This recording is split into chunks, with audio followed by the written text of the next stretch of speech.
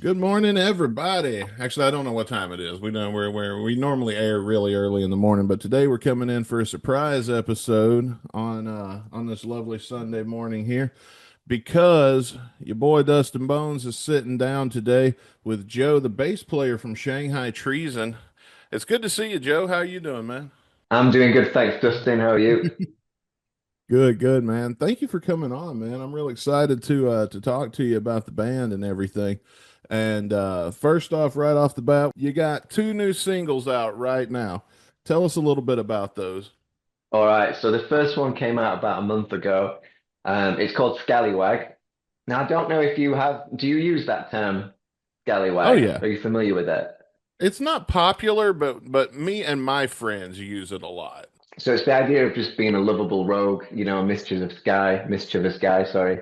And the sort of music that we play, obviously it's basically punk rock, but we've got the banjo. We sometimes use bouzouki, accordion, because we like the traditional folk instruments, and they blend really well together. And that sort of sound for us, it evokes the whole kind of mischievous, lovable rogue, good-hearted guy, but a little bit of a troublemaker in a nice way. And that's what the song is about.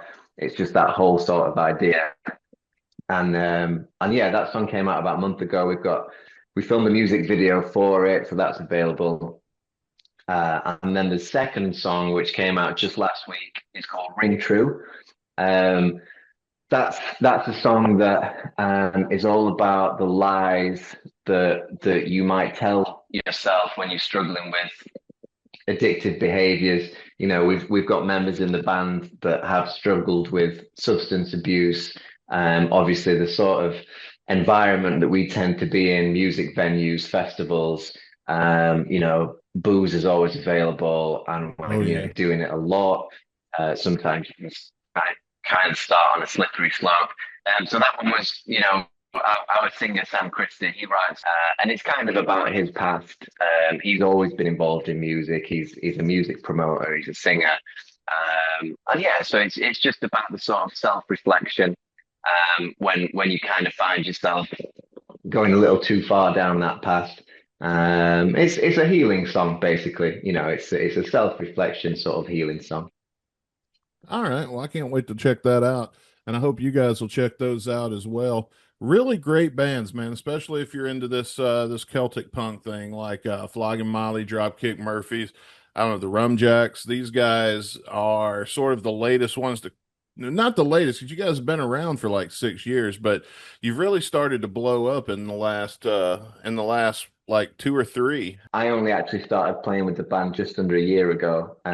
There's been a few member changes, but the singer Sam Christie and the banjo player Tom, they were founding members. And I think in a band like ours, especially in 2026, which is so many different roles to fill, writing music and playing music just isn't really enough now. If your interest is raising the profile of the band and ultimately trying to turn it into a livable wage, which that's kind of the dream.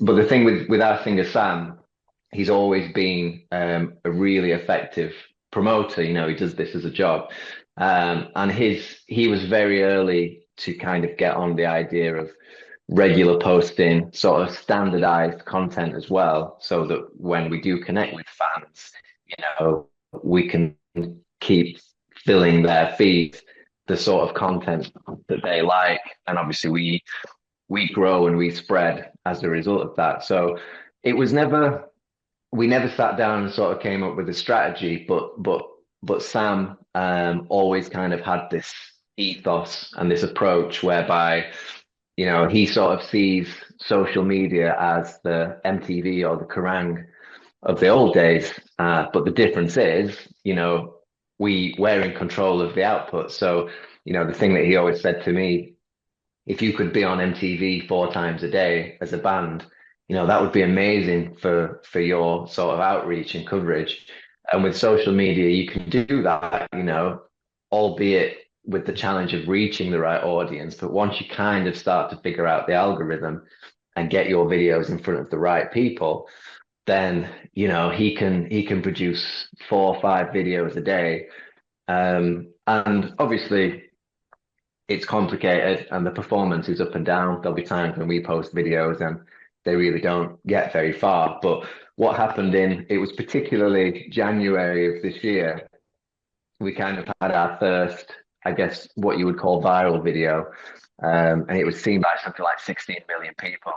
And it was a stupid video. We took a section of our song, 10 seconds or so just of the song intro, and we were just kind of stood in frame. Tom, our banjo player, was playing the banjo part. Um, and we were just kind of fooling around because it'd been a long day. We were all kind of bored. And for some reason that video it just spread like Hmm. wildfire. And we were getting really an American audience, which was new to us. Obviously, we've always followed Dropkick Murphys, Flogging Molly, the Rumjacks, but our fan base pretty much exclusively UK. But when that video started spreading and it reached fans of Dropkick Murphys and fans of Flogging Molly, people connected with it and said, "Yeah, this is the sort of thing that we like." They gave us a follow, and the following's been growing since then. But I think like we ended 2025 with, I mean, on Facebook it was something like 8,000 followers, which is perfectly respectable for a local band. It's not just that it was viewed; it was viewed by somebody who then follows, goes to listen on Spotify, and suddenly we've got a new fan, and that spreads. So it's been really interesting to see because I've certainly for me, I mean, I've been a full-time musician now for about 6 years. I always did it alongside a regular 9 to 5 job, but I've been doing it as a sole income for about 6 years. But this is the first time where I've been in a band where we're kind of looking at the fan base and going, well, there's a decent chance that we might be able to turn this into a wage. I mean, we're never going to get rich, and that's not the point of it, but we can actually turn it into a living where we can spend all our time writing, recording, playing shows, which is ultimately what we want. Well, yeah, I mean, if you can make your living off of your music and not have to show up at a fucking job, I mean, like, what more could you really want? I mean, isn't that the dream? But Yeah, absolutely. Yeah, what other bands have you worked with? yeah. Yeah, man. I mean, the other bands that I've played in, because the thing with me, like all guitar and bass players, I've been in several bands since like being a teenager. Nothing that ever got far in terms of profile reach. I mean, when I started playing with bands, we had MySpace pages, and we played local gigs here and there. We never really achieved much beyond just the fun of playing.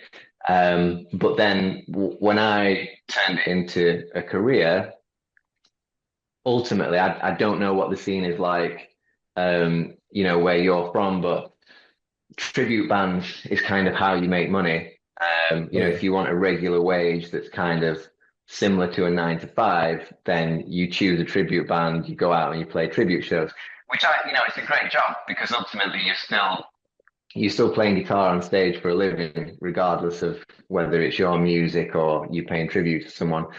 Um, so I did that for years. For me, it just so happened that an 80s party band was the thing we did, so we were going out playing Lionel Richie and Madonna songs. It was always just a passion project. I would do it. I would have bands. For me, it was always the heavier stuff. I grew up listening to sort of 90s death metal, your sort of Cannibal Corpse era sort of stuff. So that was always my thing. Which again, even harder to make money from an extreme subgenre like that. So you don't do it for that, you do it for the passion. But joining Shanghai Treason and working with them, like I say, is that, and it's not motivated by greed. It's motivated by this idea that we can do this as a living. We can work full time. We can tour. Because the other thing, I mean, the other guys still work 9 to 5s, and when it comes to touring, when it comes to doing runs of shows, it's such a pain for them to get the time off work. to just be able to devote our working life to Shanghai Treason, writing music, recording, and touring. So that's the dream for us. Is there a particular so I know like when you listen to Dropkick, they're all the time championing for unions and talking against a lot of the things politically that are going on in America right now. They have their causes that they really champion for. Is there a cause that this band champions for itself that you would like to speak on?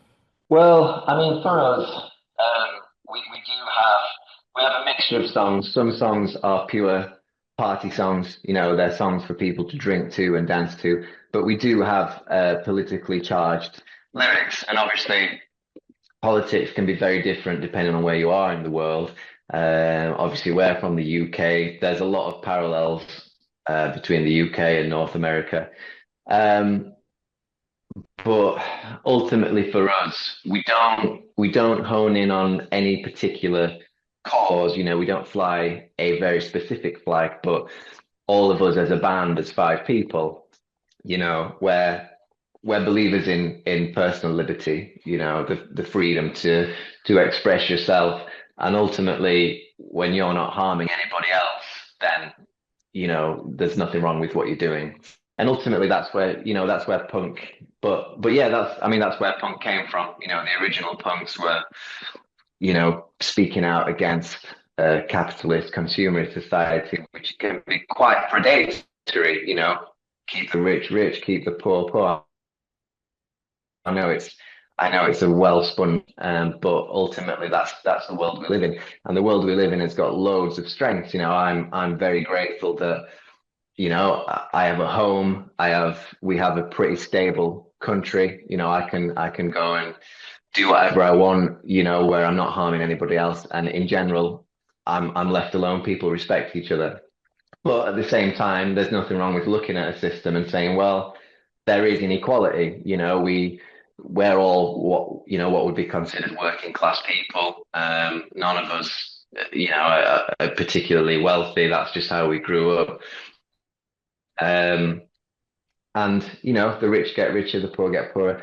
So all we really advocate for is respect for your fellow human. A society where we basically respect each other, and that there are certain societal unwritten rules that we adhere to. It's respect for your fellow human, and that's like I say, we don't hone in on a specific cause, but if you look at our music and our lyrics, it's clear where we stand. We stand for personal liberty, freedom, and compassion.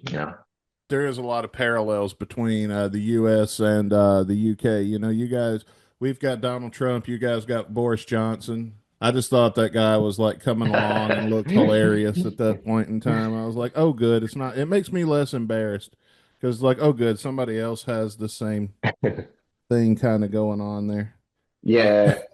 Well, Boris has gone now. Boris has been gone for a while. We've got a new guy, Keir Starmer, but I mean, they're all the same. They're interchangeable. And we have a song actually called Tyrants, and the song is just about it's because I know that our political systems are slightly different, but we have a first past the post system whereby the party that's elected to lead can do so with basically a minority of the population. As I think the last government, I don't follow politics strongly, but our last government was elected with something like 30% of the people behind them, which it's a flawed system. It's been around for a long time. But basically, our song Tyrants, it's about the new hope that you get from a political campaign, that there's a new leader who is promising change, positive change. And then you kind of realize on election day that you've essentially elected exactly the same person that was already in, just simply in a different vessel. You know what I mean? So that's our situation at the moment. But like I say, as much as the system is flawed and you can look at inequality, I kind of, I mean, I'm in my mid-30s now, and I think as you get older, your perspective changes.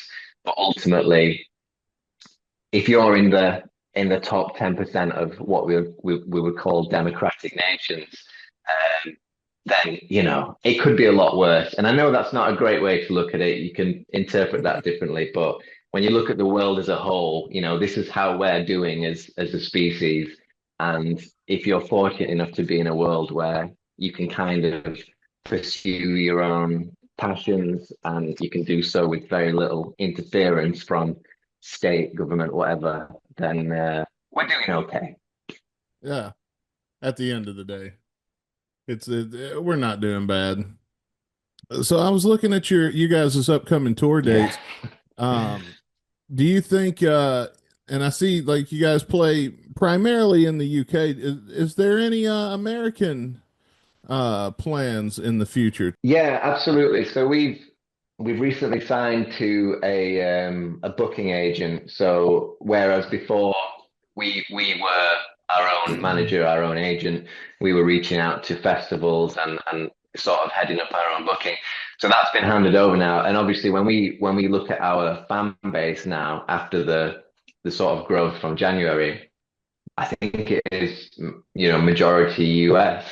So it will make sense for us at some point in the near future to look at booking a tour. We've got friends, we've got other bands that are our friends that are US based. I know that before I was with them, Shanghai toured with the Rumjacks. So it's the difficulty is just purely financial, because we were looking at the visa costs for the five of us, and you're looking at 1,000. I don't know if it was pounds or dollars, but either way, it's a lot per person. Yeah.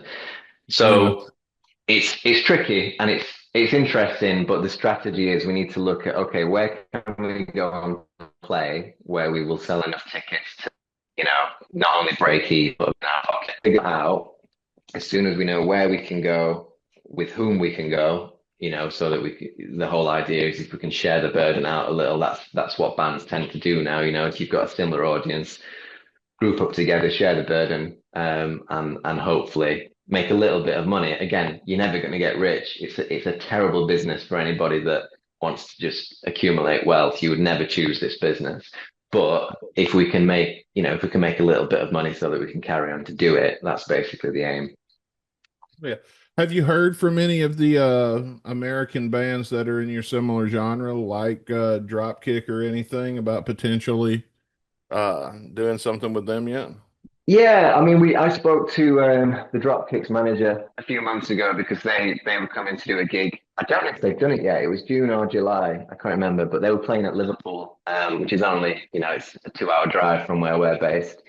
So I got in touch with them. I said, look, we have a lot of crossover in fans, and it would be an honor, to share the stage. And they'd already lined up to support, which is fair enough. But the guy came back to me straight away. Lovely guy, and he was talking about potentially doing something in the future. But I think for us, a support with the Dropkick Murphys would be phenomenal. That would be such a big opportunity for us. Same with the Rumjacks. Our singer Sam, he's good friends with the Rumjacks, and he speaks to them fairly regularly. But we're at the point where we're just making friends at this point. Like we sort of had a last minute opportunity to support the Bandoliers, which I think is in maybe 3 or 4 weeks in Manchester and Nottingham near us. That's the first time that we've played with them. We've listened to them, for a long time. So to make friends with guys like that, they're from Texas. That would be brilliant, and these are the sorts of links where moving forward we can, it opens doors for us. We're good friends with Mr. Irish Bastard, um, German band, and we often like share tours. We'll go and play with them in Germany and Europe. They'll come and play with us in the UK. And I think that's a big part of, being in a band in 2026. It's having a network, it's Mm. it's it's it's having friends in similar bands and being able to say, look, we can go and do a tour together, and make it financially viable, because ultimately that's it. It's not the point of it, but it is what it comes down to when we're looking at whether we can go and play a run of shows abroad, um, or whether we're going to lose thousands of pounds, which Oh yeah. is more likely at the moment. But it's exciting because we've got a growing fan base. This is great, and it's how we open doors with that, and essentially allow our band to travel further to reach more people, and just sort of grow the community. On this channel, we do a lot of travel concert vlogs also, where I take me and a handful of friends of mine, we go to see different concerts along the way. These guys have been to concerts for many, many years. And to this day, one of the things they talk about when it comes to the crowd that you're in the middle of there, the wildest fucking crowd that we have ever been in front of was Dropkick Murphys. And that doesn't matter where I go. Yeah. I follow these guys everywhere, wherever I can, and it doesn't matter where I go. That is one of the wildest, rowdiest fucking crowds in the world.